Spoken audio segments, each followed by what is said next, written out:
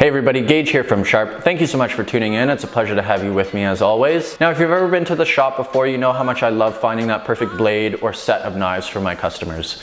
We take into account many things, including but not limited to the price, the maintenance involved, the intended use, and the overall feel in the hand of the knife, which is why I encourage people to handle as many knives as possible before making their decision. Now, if there's one thing that I've learned having owned this shop, it's that my preferences are often not shared by my customers, and there is absolutely nothing wrong with that. What works for me may not be what works for you, and I listen to my customers' feedback and I stock my shelves accordingly. Now, with that said, I do definitely have some personal favorites, and when I'm helping people choose their knives, I often don't include my own preferences into the buying decision. So in this video, I thought it would be cool for us to look at some of the knives that I would walk out of here with and why. The way we're gonna break it down is I'm gonna pick a petty knife, Nakiri, Santoku, Giotto, and Suji Hickey, one of each of the 5 most common shapes in Western kitchens, in my humble opinion. I'll also choose a Wildcard knife that could fit into any one of those categories, and I'll also choose a affordable option or a knife for the chef on the budget. So without further ado, let's get into it. Okay guys, so first knife we are going to look at is the 150mm petty knife from Morrison. This is in fact my favorite petty knife, and what I really love about it is a couple of things. One, the steel that's used to make it, Shirogami or white number 1. It is a carbon steel, but it has a stainless cladding on it, so gives you kind of the best of both worlds, the easy maintenance of the stainless and the ease of sharpening, better edge retention, and better overall cutting feel of the carbon steel at the core. This particular steel from Morrison, the way he's heat treated it, makes for a really long lasting edge, but one that I find very easy to sharpen. So that's what makes this guy a top pick in my books. It's a relatively thin blade, not super thin for a petty knife, which I actually kind of enjoy. Most of the thin, precise cutting that I do, I prefer to use a bunka or a Santoku for, and my petty knife functions largely as a butchery knife, as well as a sort of all-purpose utility knife. So that's why I really like this knife here by Morrison. Again, the 150mm petty made from Shirogami or white number 1. Oh, and I forgot to mention the beautiful handle on this knife as well. Feels really great in the hand. It's made from walnut and has a black pack of wood ferrule. Okay, so now for the Santoku, and I cheated a little bit on this one because I didn't pick a Santoku, I picked a bunka. Now I say they are very similar knives, so I'm going to give myself the leeway to make this call here. And this bunka is absolutely beautiful. It's made by Kurosaki-san, one of our favorite smiths here at the shop. It's made from cobalt special steel, which is a quick powdered stainless tool steel, very similar to R2.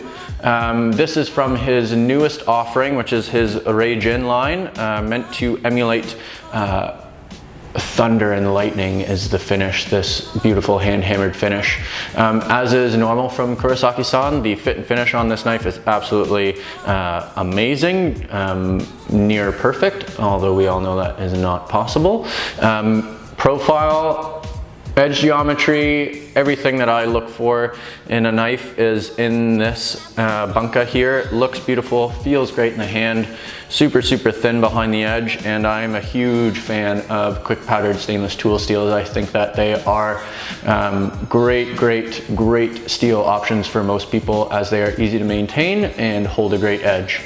So there's my favorite Santoku or bunka. Okay, so my favorite Nakiri. This Nakiri is the extra tall Shirokamo Nakiri made from Aogami Super with, again, a stainless cladding. I'm a big fan of stainless clad. I find that the benefits from both types of steel are very noticeable in these styles of knives, and it's what's made them super popular. This particular knife is nice and thin. Very thin behind the edge as well, so I find that the cutting feel on this knife is really nice. Has a beautiful kuroichi finish on it, a beautiful rosewood handle with pakawood ferrule, and Aogami Super is one of my favorite steels. I find that the sharpenability and edge retention is really great on any knife from that type of steel.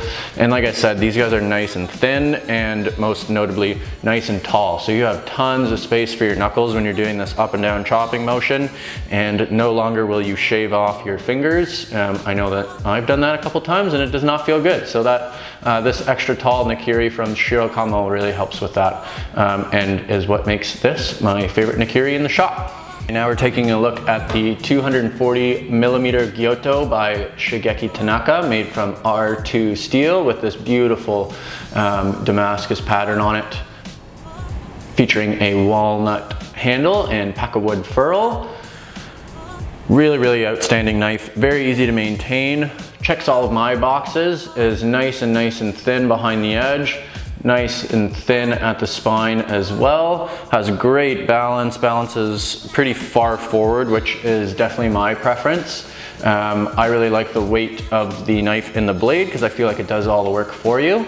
Nice profile for a Giotto as well. Still has a fairly significant sort of flat spot, so you can do your push and pull cutting, but is also relatively curvy up at the tip as well, so you can do your rocking motion if that's what you prefer as well. Again, what really stands out for me on this knife is the thinness behind the edge, the overall sort of weight of the knife and how it's balanced, and the aesthetic, obviously. Now, I will say that Damascus, while very beautiful, does not contribute to the performance of the knife, but I'd be more than happy to pay a couple extra bucks to get a knife that is this beautiful. Very versatile knife. That length is going to make slicing easier, chopping vegetables of any size very easy, and any other task for that matter. Quite capable is this knife of taking care of it. So there is my favorite Giotto in the shop. Okay, next we are taking a look at the 270mm Suji Hickey by Kurosaki-san with these beautiful turquoise handles on them. This is my favorite Suji Hickey in the shop. It is absolutely stunning. I prefer a Western style handle on my Suji Hickeys and my petty knives for the most part, and that is because of the little hook here that's found on the handle. Allows you to comfortably extend your index finger, which I find myself doing a lot when I'm slicing, and makes for a really comfortable feel on the hand. As I said, this knife is absolutely stunning as well. The hand hammered pattern on this is absolutely gorgeous. It's again made from a stainless tool steel. I think you guys are probably noticing a pattern here. I really like those steels, and this particular one is called SRS 13. Very easy maintenance and really outstanding edge retention on this guy. As I said, beautiful feeling handle, and the edge geometry is what I like as well, nice and thin, and the spine is nice and thin as well. So my favorite Suji Hickey in the shop. Okay, next we're taking a look at the On a Budget knife. This is made by Miki Hamono. It is their 165mm Santoku. This knife I highly recommend to people just getting into knives, or Japanese knives. It has a really nice edge geometry on it, nice and thin behind the edge, nice and thin at the spine, a really gorgeous rosewood handle.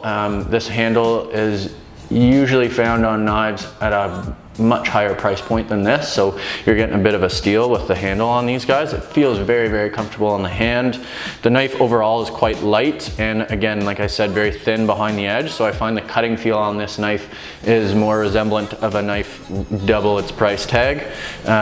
Very easy to maintain and decent edge retention. This is a VG10 steel, so I would put it a step below some of the stainless tool steels that we've been looking at. But for the person or the chef on a budget, or someone just looking to get into Japanese knives with something a little bit more affordable, this is a fantastic option. The Miki Hamono Nashiji 165mm Santoku. My favorite on a budget. Okay, so now for the Wildcard option.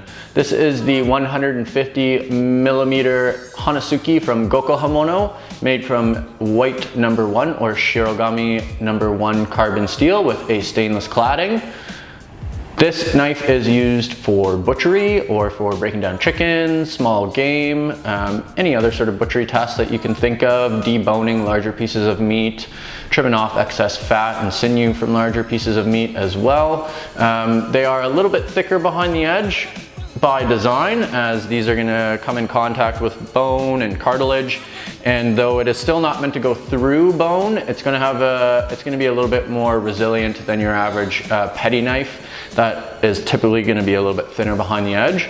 So I've been doing a lot of butchery lately. With the extra time I have at home, I've got time to do my own stocks and stuff at home and my own butchery tasks. So I've been having a lot of fun with this knife lately. It feels great in the hand, very nimble, beautiful pointed tip, so you can get right in there in between joints and around bones and stuff. So for my Wildcard pick is the 150 millimeter Hanasuki from Gokohomono. Okay, there you have it, guys, my 7 favorite knives. I would love to hear what your opinion is. Do you share any of my favorite knives? Do you disagree? Let me know down below. I would love to hear your feedback. If you liked this video, make sure you leave a like. Make sure you subscribe to my channel for more knife related content. And until the next video, I hope you have a pleasant day.